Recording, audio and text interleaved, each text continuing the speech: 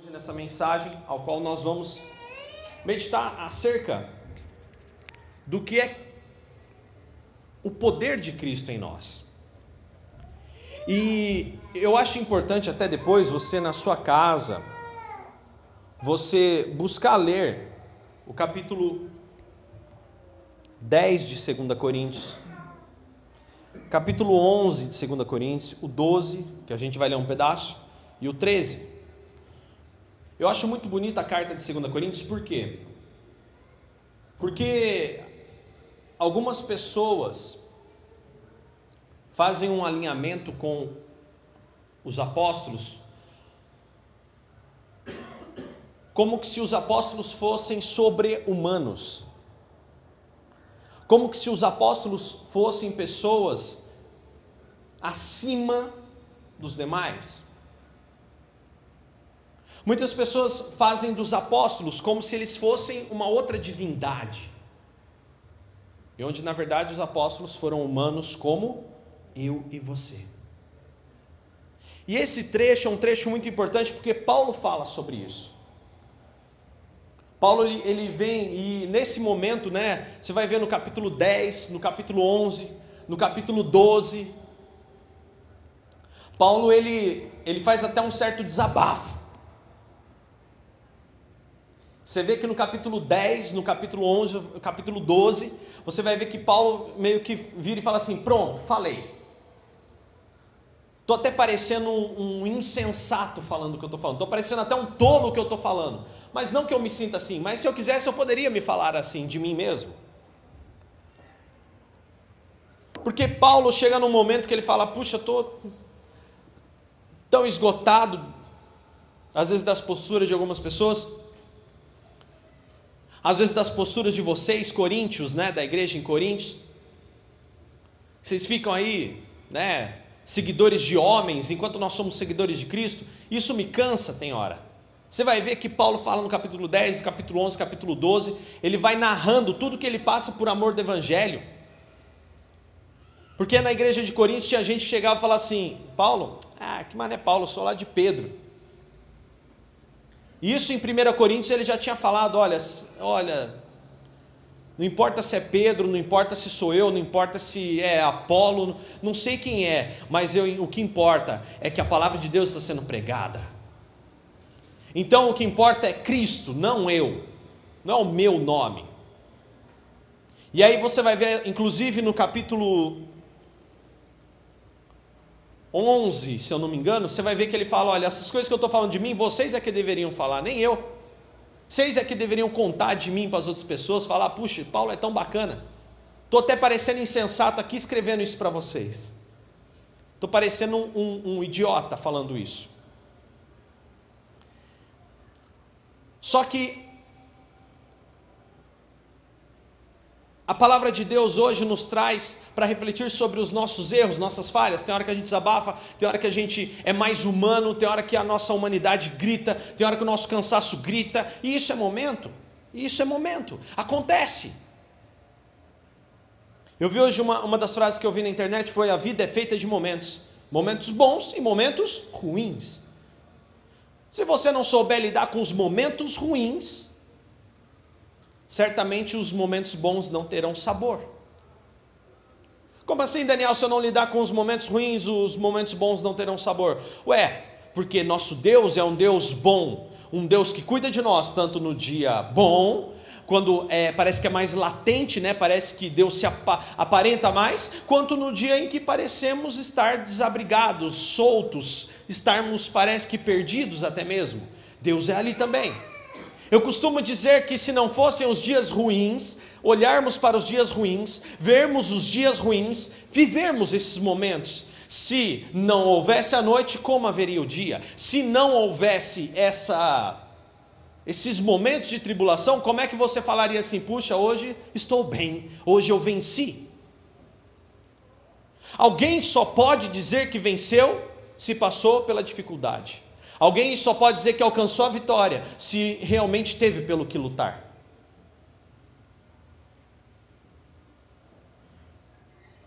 E hoje a palavra que eu trago para o nosso coração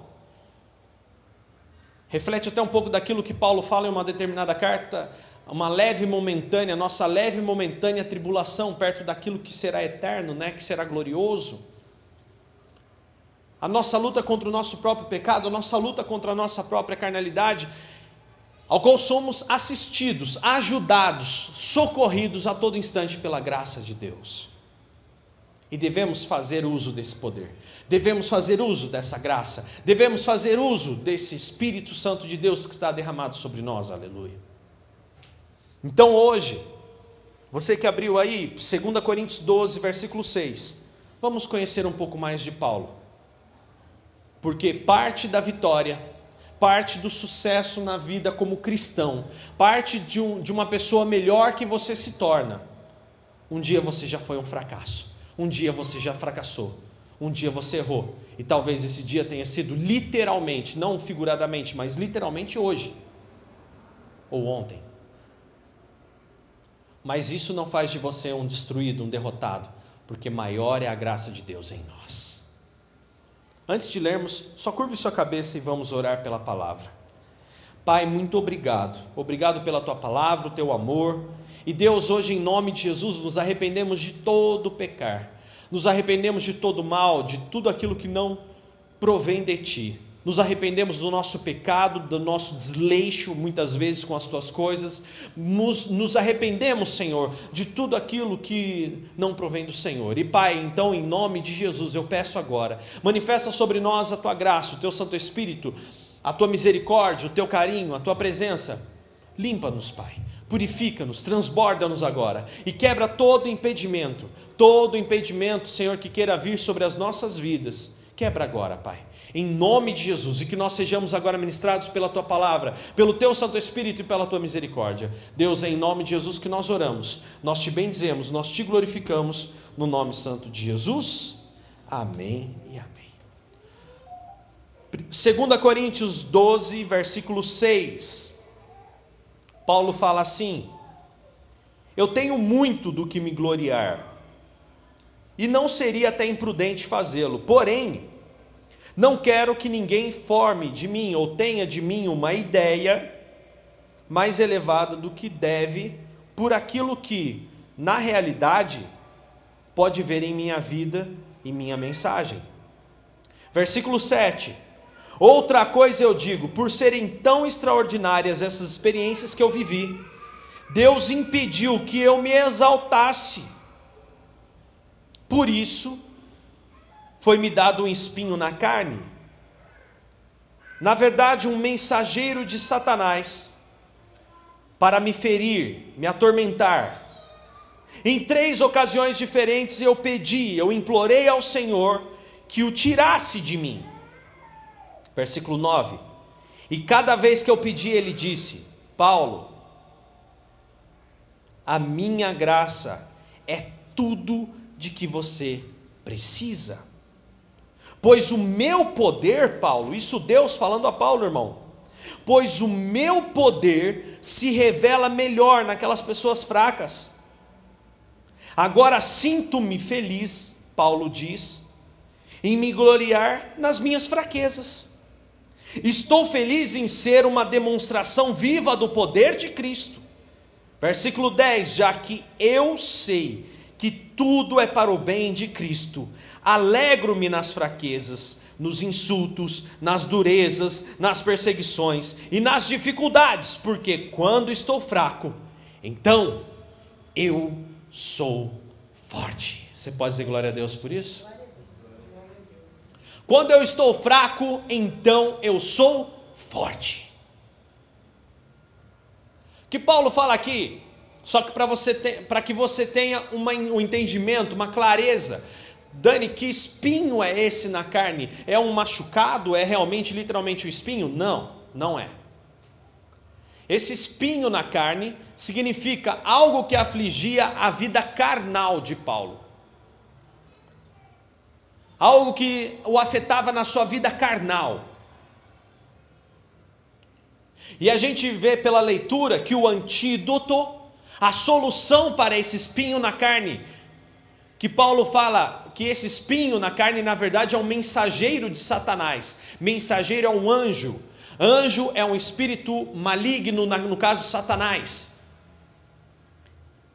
Então vinha um espírito maligno, tentava Paulo na sua fraqueza carnal e ele caía.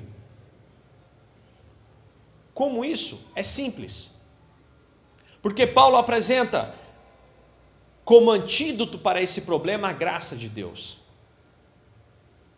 E a graça de Deus, que é a graça de Deus? É o favor que eu não mereço. É o favor que nem que eu trabalhe 1000 anos nessa terra, nem que eu seja bom por 1000 anos, um pecado que eu teria cometido na minha vida seria o suficiente para que eu não herdasse a vida eterna que Deus tem para mim. E então o que acontece, Dani? Acontece uma coisa só: Deus derrama sobre nós a sua graça. Ele derrama o seu sangue naquela cruz, na figura, na pessoa de Jesus Cristo, morre naquela cruz. O seu sangue derramado limpa o nosso pecado. Isso se chama graça. E a graça é o antídoto, é a solução para o pecado. Então assim eu entendo que o problema de Paulo era pecado. Por quê? Porque o inimigo, o tentador, Jesus mesmo se referiu ao inimigo como tentador. Ele vem e começa a lançar coisas na nossa cabeça, ele começa a lançar pensamentos, ele começa a nos lançar, jogar contra as nossas fraquezas, jogar contra os nossos próprios sentimentos, contra os nossos pensamentos. Ele começa a pulverizar pensamentos ruins. Começa a pulverizar pensamentos que não vêm de Deus, atitudes que o próprio Deus, o nosso Deus, não teria. É assim que o diabo trabalha. O diabo é mau, e ele usa o nosso desejo mau, aquilo que Deus não faria, ele usa isso contra as nossas vidas. Então você gosta de se embriagar, então toda vez que você tem um problema, você vai se embriagar. Você, toda vez que sofre uma pressão, você se embriaga. Então eu vou pressionar a sua vida, eu vou entristecer a sua vida, eu vou provocar coisas ruins na sua vida, para que quanto mais triste você fique, mais você beba. Se você usa drogas, eu vou atormentar a sua vida, vou fazer um inferno na sua vida. Satanás faz isso na vida daquela pessoa, porque sabe que aquela pessoa vai recorrer à droga. Satanás faz o inferno na nossa cabeça, Satanás faz o inferno na sua vida, para que você recorra ao seu pecado.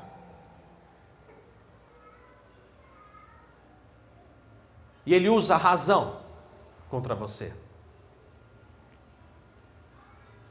Ele usa a razão contra a sua vida. Não quer saber? Eu estou assim mesmo, então eu vou também beber. Eu vou fumar. Eu vou falar mal da vida dos outros, porque todo mundo fala mal de mim. Porque todo mundo mete o pau na minha vida, todo mundo quer cuidar da minha vida, então eu também vou ficar com raiva e com rancor. Rancor é pecado. Raiva é pecado. Ódio é pecado. Você quer ver um pecado que é recorrente na vida dos cristãos, principalmente de cristãos que se acham libertos, porque acreditam que deixando de beber, deixando de fumar, nunca mais irão pecar. Mas quer ver uma coisa que realmente acontece com os cristãos? É quando são tentados a odiar, tentados a guardar rancor, tentados a achar que a sua razão, na sua vontade de fazer o bem próprio, estão certos. E aí Satanás vai e traz o mensageiro, né? Um outro mensageiro, mas um mensageiro físico, o fofoqueiro. Ele é a personificação de Satanás. Jesus abomina fofoqueiros.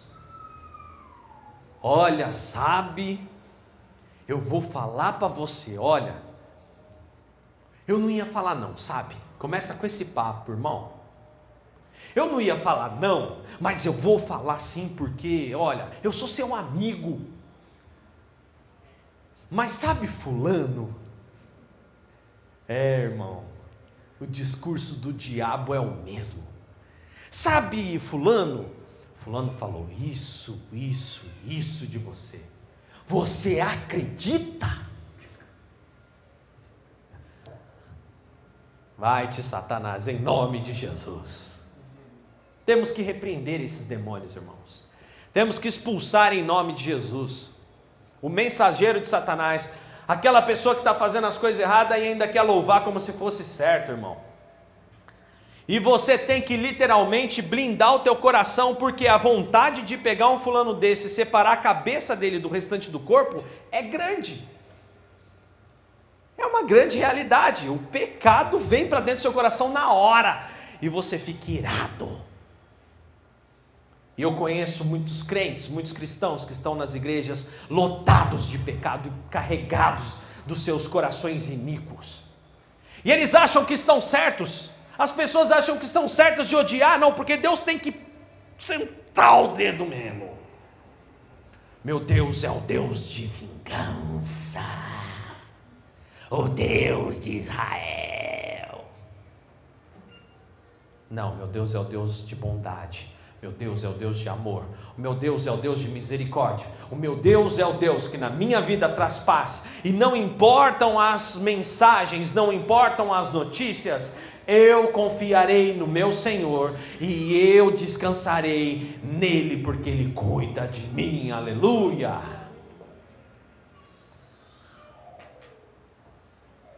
Resisti ao diabo e ele fugirá de vós. Essa semana eu estava conversando até com o Murilo. A nossa postura, irmão, como cristão, de não ceder ao pecado, faz com que Satanás corra de você. E existem pessoas que vão se afastar de você porque você toma uma postura séria, porque você começa a servir a Jesus, porque você começa a não propagar as desgraças alheias, porque você decide ser honesto, porque você decide viver uma vida correta, porque você decide não compactuar mais de mentiras, de fofocas e de enganos. Deus começa a nos proteger. Essas pessoas não encontram espaço para ficar próximos de nós. Não encontram. Essas pessoas se sentem desconfortáveis. Essas pessoas se sentem perdidas. E aí a graça de Deus cada vez mais é manifesta na tua vida. E é assim que Deus age em nós. Olha só, e pastor, e quando eu peco? E quando eu sinto aquele rancor, e quando eu peco, eu falho, eu vou lá, recorro de novo ao meu pecado? Quando a ideia de Satanás vem, ele me tenta e eu caio, como Paulo fala. Olha aqui, irmão, deixa eu te falar uma coisa, por isso é importante orar todo dia. Porque você orando todo dia, você ora ao Pai, você se arrepende, você fala, Deus, porque é assim que você tem que orar, irmão. Sabe como é que eu oro? Eu falo assim, Deus, eu me arrependo dos meus pecados. Segunda coisa que eu falo para Deus, Deus, me perdoa como eu tenho perdoado ao meu próximo. Ora, difícil, né? Mas eu tenho que aprender a orar assim. Eu tenho que aprender a perdoar. Então Deus, como está escrito em Mateus 6, me perdoa como eu tenho perdoado. E a terceira coisa que eu falo na minha oração é, Pai, manifesta a tua graça em mim.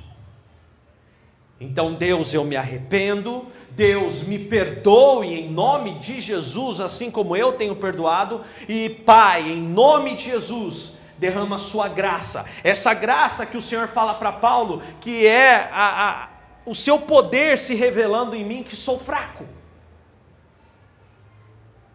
Eu não sou uma pessoa mais que concorda com o pecado. Eu não sou uma pessoa mais que concorda com a mentira, que concorda com o engano, que concorda com a idolatria, que concorda com a pornografia. Eu não sou mais uma pessoa que concorda com a bebedice. Não sou mais concordante dos vícios. Eu não sou mais, porque eu não preciso de mais nada disso, porque hoje a graça de Deus me preenche.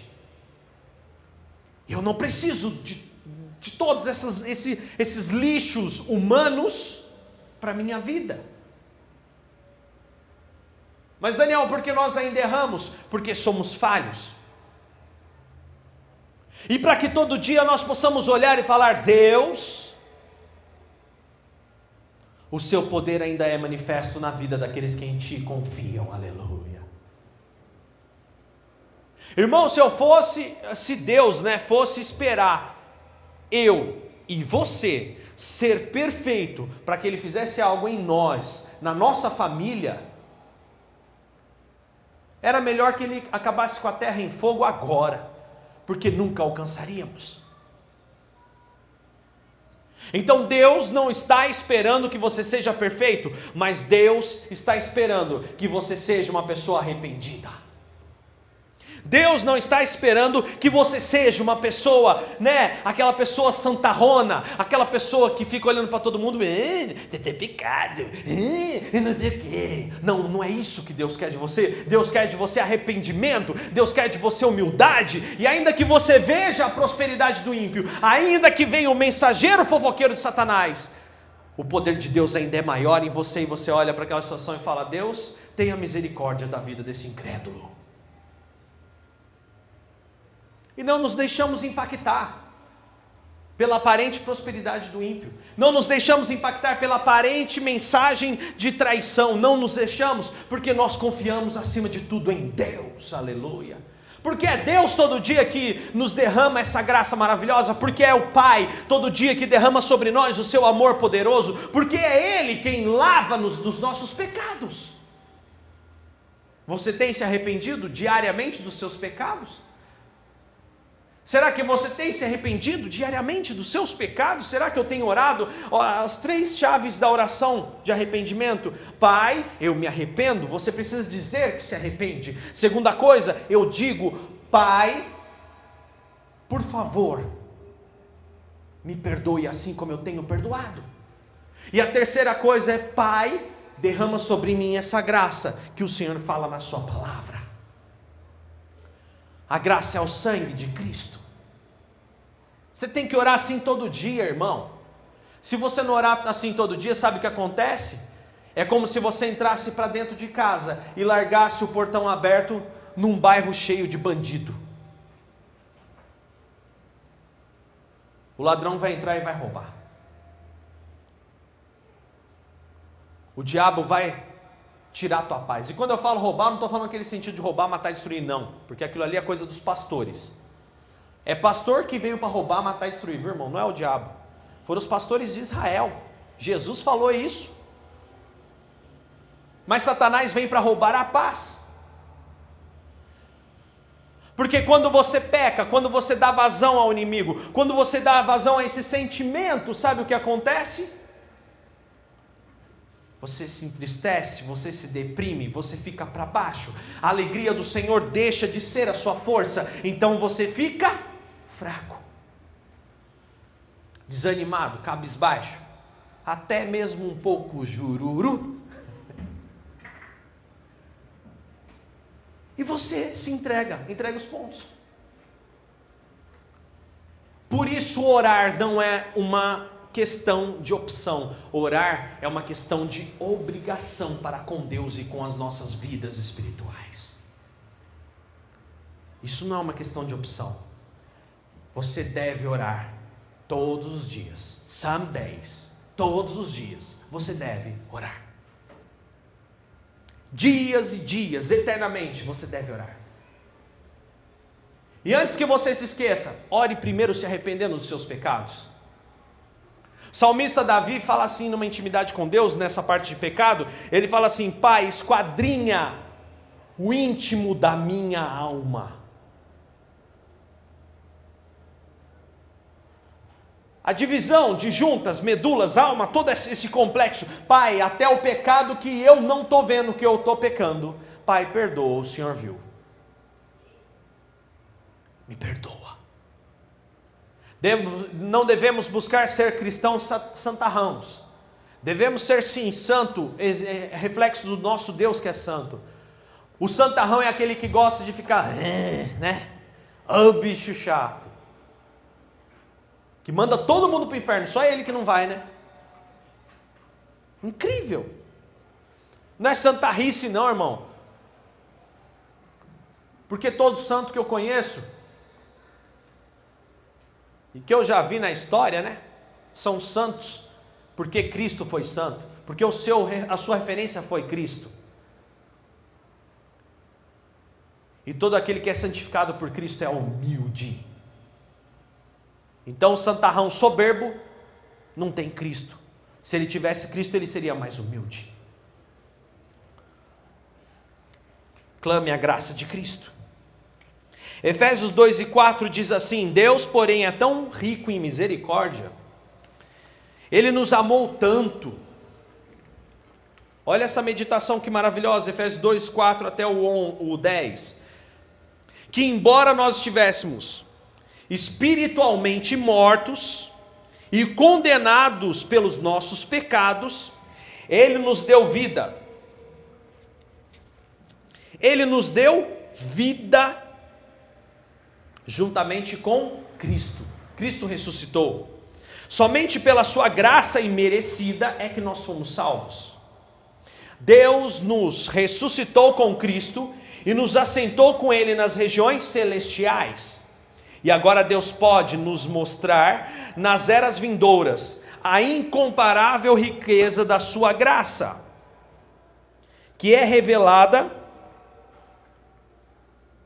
em tudo quanto Ele fez por nós por intermédio de Jesus Cristo. Pois é pela graça que vocês são salvos, mediante a fé em Cristo. E isso não vem de vocês mesmos, é uma dádiva de Deus. A salvação não é uma recompensa pelo bem que nós fizemos, portanto, nenhum de nós tem mérito nisso. Foi o próprio Deus quem fez de nós o que somos e nos deu uma vida nova, da parte de Cristo Jesus, para que fizéssemos as boas obras, as atitudes que Ele planejou para nós há muito tempo atrás. Você pode dizer glória a Deus por isso? O que Paulo quer dizer com isso? Paulo está dizendo justamente o seguinte: que você acha que você é bonzinho? Se você é bonzinho, agradeça, porque Deus está fazendo bênção em você. Ah não, eu sou bonzinho porque eu sou bonzinho. Não, você não é bonzinho porque você é bonzinho. Você é malzinho, tem pecado aí. E aí Deus, na sua bondade, na sua graça, na sua infinita misericórdia, manifesta-se na sua vida em forma de bondade, e aí você encontra um propósito para fazer a vida de alguém feliz, inclusive a tua.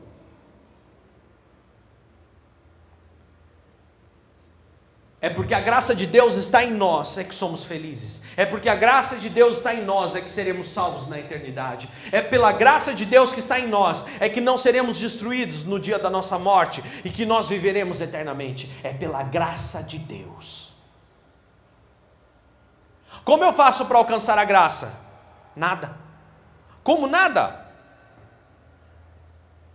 Faça uma coisa só. Aceite a Cristo na sua vida, no seu interior, nas suas atitudes, seja como Cristo. Aceite a Ele verdadeiramente, aceite a forma que Ele nos ensina a viver na sua palavra, aceite a Jesus verdadeiramente no seu coração. Aí, aquele que é preso à bebida não vai precisar de bebida, aquele que é preso ao cigarro não vai precisar de cigarro, aquele que é preso à fofoca não vai precisar de fofoca. Fofoqueiro ele nada mais é que um viciado em má notícia, um viciado em falar mal da vida dos outros. É importante nós sabermos, irmãos, que Deus planejou para nós a eternidade. Lá em Gênesis, quando o homem cai, Deus fala: olha, agora o homem é conhecedor do bem e do mal como nós.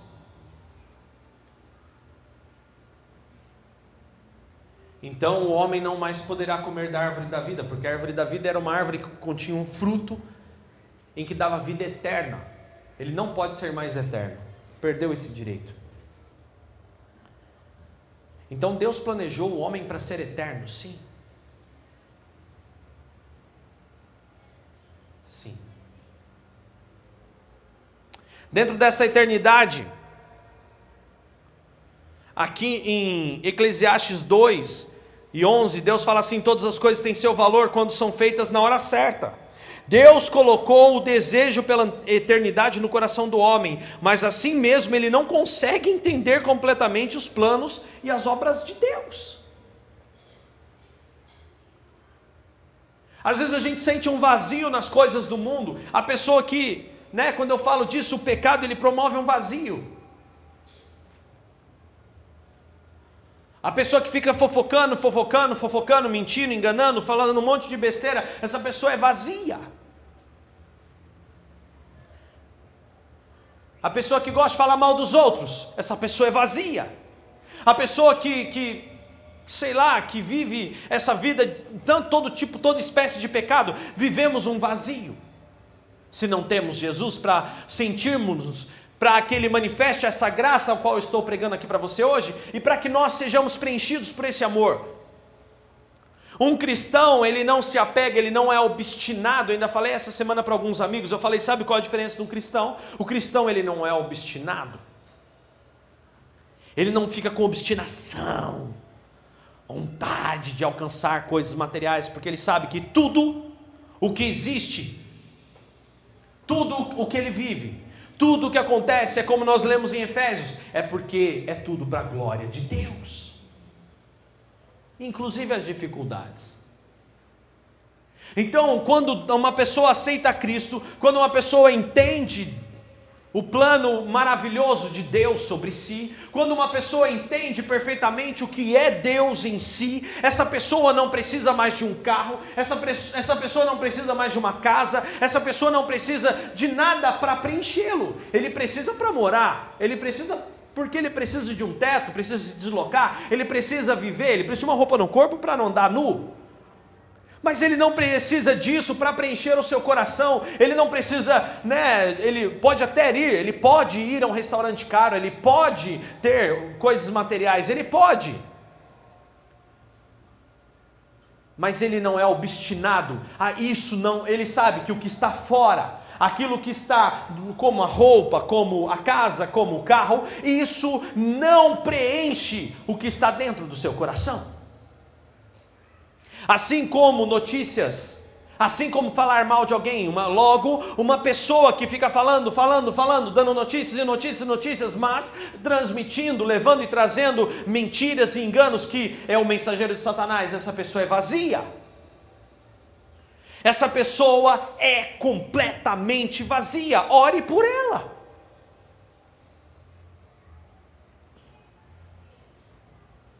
Quer um antídoto quando o mensageiro de Satanás estiver perto?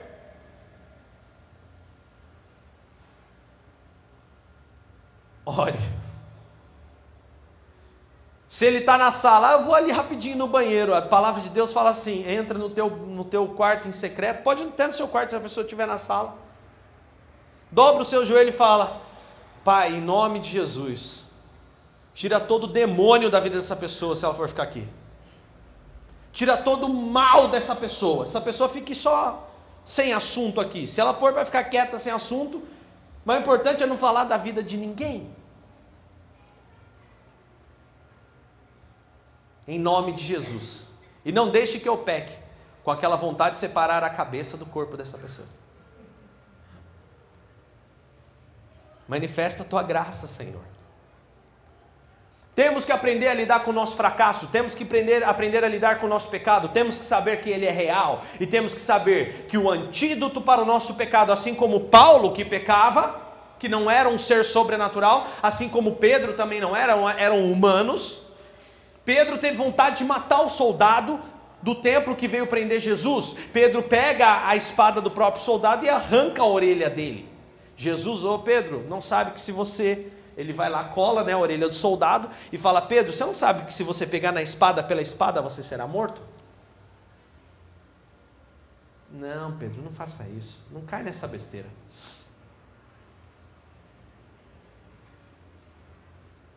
Não é assim.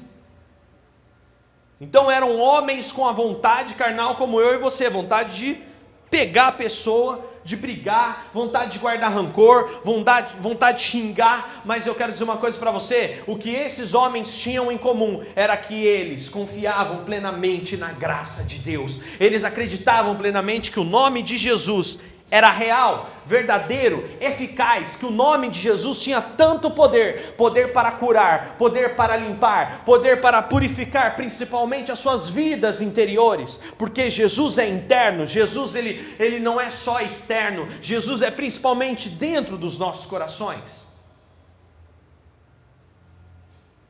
Essa semana mesmo eu vejo, um povo milionário andando pela cidade aí, de carro importado, e aí eu chego numa das minhas empresas, puxa, tivemos que demitir um cliente hoje.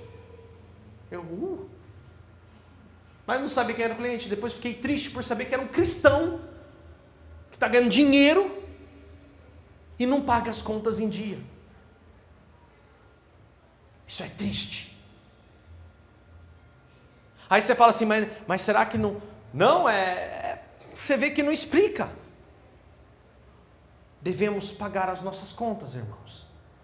E se por acaso você atrasar uma conta como cristão, não faz que nem um povo sem vergonha que está nas igrejas aí não, de fugir do seu credor, não. Vai lá e dá uma justificativa para ele.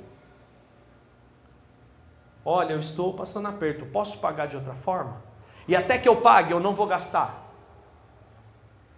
Eu já devi, irmão. Para todos os meus credores eu ia lá e falava, olha, eu estou passando um momento difícil, eu estou lutando para conseguir colocar o pão dentro de casa, mas eu vou pedir uma gentileza, tenha compaixão e tenha, por favor, paciência, eu vou pagá-lo. Posso pagar nem que seja R$50 por mês? Eu posso, eu pago. Isso eu consigo. Não seja um pecador. Ser um pecador, que eu digo nesse sentido, não é que você não vai pecar, não. Nós somos pecadores porque falhamos, é a nossa concepção humana, sempre vamos falhar. O que eu estou dizendo é não sejamos mau caráteres, não devemos ser pessoas com um caráter duvidoso, porque Cristo está em nós. E eu fiquei triste porque no final quando falaram era um cristão. Aí eu falei para a proprietária da empresa que nesses dias a gente estava falando, tem cliente que a gente demite, moça. Tem cliente que você fala assim, não, obrigado. No mesmo dia que ela demitiu o cliente, no mesmo dia, meia hora depois a loja vendeu mais de R$2.000 em pedidos da área deles. Isso é fidelidade. Isso é honestidade, porque Deus é justo com aquele que realmente faz, sabe aquilo ali, as obras do bem, que provém de Deus, que a gente leu? Porque não existe bondade do capeta, irmão, não existe bondade do inimigo, o inimigo é mau, o inimigo ele quer realmente nos tentar a fazer o que é errado, ele quer que nós morramos, ele quer nos ver vazios, mas se nós pensamos em fazer algo bom, se nós estamos pensando em promover a paz, se nós estamos pensando em realmente agir de forma poderosa, saiba, Deus está nesse negócio, porque não é somente para mim. Não devemos ser pessoas que concordam com o pecado, a iniquidade que nós falamos aqui no estudo sobre pecado. Então, irmão, hoje você tem uma coisa poderosa ao teu favor, chama-se graça. A graça de Deus manifesta através de Cristo naquela cruz. Você não pode passar um dia sem orar. Você não pode passar um dia sem dobrar os seus joelhos, ou sentar na beira da sua cama, ou até mesmo sentado à sua mesa, tomando o seu café, parar um minuto e falar assim, Senhor, eu me arrependo, Senhor, por favor, me perdoe assim como eu tenho perdoado, e Senhor, manifesta a tua graça em nome de Jesus. Eu me arrependo, Senhor, me perdoe assim como eu tenho perdoado, e manifeste a sua graça em mim, em nome de Jesus. São essas três coisas que você tem que fazer uso, irmão, porque senão o pecado vai nos vencer. O pecado vai te vencer e você nunca vai se sentir leve, você nunca vai ficar plenamente feliz. Devemos orar, devemos buscar a Deus, enquanto se pode achar. Porque haverá um momento em que as pessoas que se enganam nos seus próprios desejos irão querer a presença de Deus e não terão. Haverá um dia que a presença de Deus será removida da terra. Haverá um momento em que Deus irá falar: chega, eu irei trazer a juízo tudo o que a humanidade já fez. Agora eu vou dar um basta. Isso está próximo, irmãos. Devemos ser cristãos fiéis, devemos perdoar, devemos realmente andar em amor, devemos andar em justiça, sim. O que é justo? Pratique o que é justo. Mas devemos andar acima de tudo em amor. Fique em pé em nome de Jesus.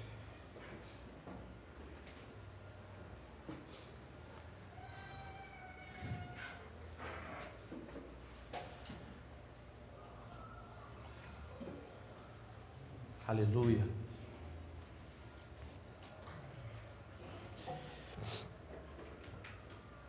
Sabe, irmãos, o nosso erro muitas vezes é deixar de praticar o que temos que praticar. Eu falei para uma pessoa esses dias, eu falei que existem coisas que são inegociáveis. Esse mundo de facilidades fala que você só pode fazer o que você gosta. Que você só pode fazer o que você acha gostoso, que vai te trazer o bem instantâneo. E não é verdade isso. Tinha um ditado da minha avó que dizia assim: o que arde cura, que aperta segura. Né? O que arde cura e o que aperta segura. Então,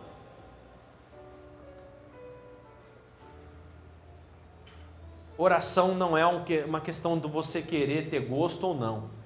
Você tem que orar e acabou, porque é para o bem da sua alma. Ah, mas tem... Ai, Daniel, eu gosto de orar só quando eu estou inspirado. Irmão, se eu fizer só o que eu quero quando eu estou inspirado, eu vou falar para você, 90% da minha vida é deitado numa cama assistindo televisão. Porque a vida é assim, é acomodismo, irmão. Vai dizer para mim que não é bom você ficar deitadinho lá, perninha cruzada, só apertando o botão do controle remoto, né? Que maravilha, essa programação de televisão, hoje entretenimento é o que não falta, para você perder seu tempo. Para perder tempo. Para esquecer o problema, né? Ah, vou esquecer o problema. Vamos assistir uma programação na Netflix ali. Então você tem que lutar contra essa zona de comodismo, você tem que lutar contra tudo isso e você tem que ser perseverante. Para que você alcance melhores resultados, como cristão, como pessoa. Paulo errava, Paulo falhava, Paulo era pecador, mas Paulo era arrependido. Paulo falou para Deus assim: Deus, tira esse demônio que fica vindo e me tentando e eu caio no meu pecado. Foi bem isso que Paulo falou. Aí Deus lembra assim: Paulo, posso falar uma coisa para você? Minha graça te basta, porque cada vez que você erra, cada vez que você falha, cada vez que as coisas acontecem, é o meu poder agindo em você. E Paulo fala assim mesmo: eu posso dizer, eu vi tanta coisa maravilhosa da parte de Deus, eu vivi tantas coisas extraordinárias, que é bom mesmo eu ser meio falho, sabia? E eu saber que eu dependo da graça de Deus, porque daí eu não fico soberbo. Paulo não era santarrão, Paulo era humilde. Para que sejamos humildes, tempo a tempo iremos nos encontrar face a face com os nossos erros. Se você espera viver uma vida sem errar, esquece. Você sempre irá ter momentos de erro. Sempre. Porque é nesses momentos de erro e de fracasso que nos lembramos que somos totalmente dependentes de Deus. É onde encontramos reconforto e paz. E é assim que a vida continua. E aí nos motivamos, nos levantamos, caminhamos, deixamos para trás, aí o alcoólatra já não bebe mais, o tabagista já não se enfia no vício do cigarro, aquele que era drogado já não se droga mais, porque agora a mente dele está livre, porque ele sabe que os erros dele são erros que estão ali para mostrar a ele que ele pode ser melhor, que ele pode avançar, que ele pode mudar, e que até o último dia da vida dele, Deus estará ali ao seu lado, dizendo: a minha graça é o que você precisa. Então vamos orar neste momento. Vamos colocar no nosso coração agora aquilo que realmente nós temos falhado e vamos aprender a clamar a graça de Cristo. Pai, nós estamos aqui hoje reconhecendo os nossos pecados. Assim como Paulo que era falho, nós também somos, nós também pecamos, nós destituídos fomos da graça, mas o Senhor, ó Pai, com um poder maravilhoso, aquilo que era até impossível para o homem, o Senhor conseguiu, que era perdoar os nossos pecados, nos garantir de volta à vida eterna e cumprir o seu plano de eternidade. Pai, por isso nós te louvamos hoje, por isso te bendizemos, por isso te glorificamos, por isso te adoramos, e Pai, muito obrigado. Obrigado pelo teu amor, obrigado pela tua misericórdia. Manifesta hoje sobre cada vida neste lugar a tua graça. Manifesta sobre a minha vida a tua graça. Manifesta sobre nós agora, a palavra que sai dos nossos lábios é: nos arrependemos, Senhor, porque realmente pecamos, porque falhamos, porque às vezes não ficamos firmados na rocha, porque a nossa carnalidade ainda grita, Pai. Então, Pai, em nome de Jesus, manifesta sobre nós a tua graça, perdoa-nos assim como temos perdoado, e se é preciso que ainda perdoemos alguém, que nós possamos perdoar, ó Pai, que nós possamos aprender a fazer isso em teu nome. Hoje, em nome de Jesus, ó Pai, eu oro que tire o peso das nossas vidas, para que nós possamos ter paz, para que nós possamos ter alegria em Ti e não nas coisas materiais. Preenche-nos, ó Deus, e faz de nós verdadeiros adoradores todos os dias, adoradores que adoram em espírito e adoram de verdade com atitudes. No nome santo de Jesus nós te glorificamos, Pai, porque Tu és um Deus bom, um Deus ao qual perdoa os nossos pecados e nos purifica, nos limpa, nos transborda, e não é um Deus que está preocupado com as nossas coisas materiais, mas sim está preocupado com a nossa alma. Em nome de Jesus, ó Deus, a nossa oração hoje é: nos arrependemos e manifesta em nós a Tua graça.